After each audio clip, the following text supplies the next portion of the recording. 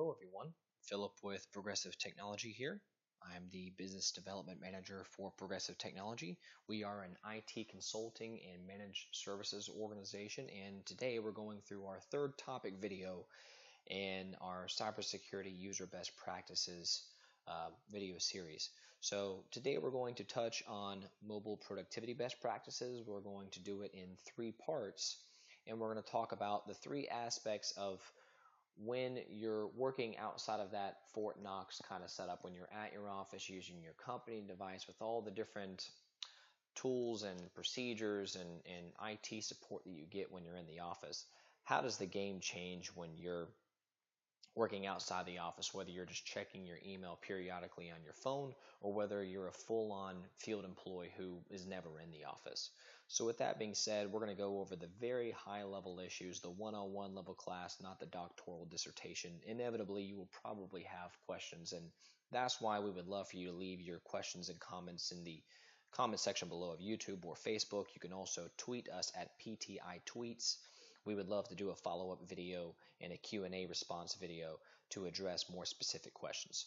So with that being said, when we're talking about mobile security best practices and we're outside of the office, much like in any kind of other compromise, the convenience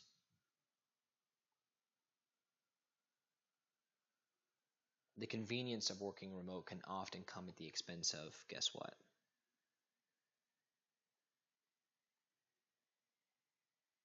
Security. Just is what it is, something to keep in mind, and in general, this is for you as a user. What are different small adjustments you can make or think about when you're working outside of the office, outside of that Fort Knox environment? Because working on the go is very convenient. It helps businesses be more accessible to their customers. It's oftentimes a necessity based off of the position type, but keep this in mind as we talk about the different factors we have to account for. What devices are we working on, what networks are we working through, and what kind of systems and data are we accessing. First, let's talk about devices. In general, I'm not going to talk about, tablet versus desktop versus laptop. Let's talk company device versus personal device. In general, company device, good. As long as you don't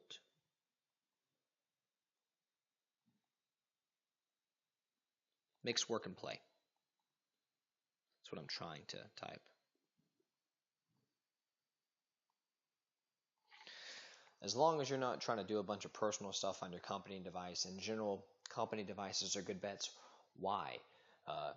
If your organization is going about its business the right way from a technology best practices standpoint, you probably have update and patch management services, and you probably have some kind of content filtering and anti-malware, antivirus service on your company device as well. That's good. What about personal devices? I'm not going to outright say no, but in general, they don't have the things I just talked about the company device does have. No AV, no update management. Okay? So in general, when you're working from a personal device, I work from a personal device quite often. You need to be that much more careful with how we're working remotely, whether it be your smartphone or your own personal laptop. Make sure you're manually checking your Mac OS or your Windows OS operating system for any kind of update prompts and doing it the way you should. Same thing with browsers, applications, etc., verifying that those are the proper sources for updates and patches. But in general, company device good, personal, couple more variables we have to account for.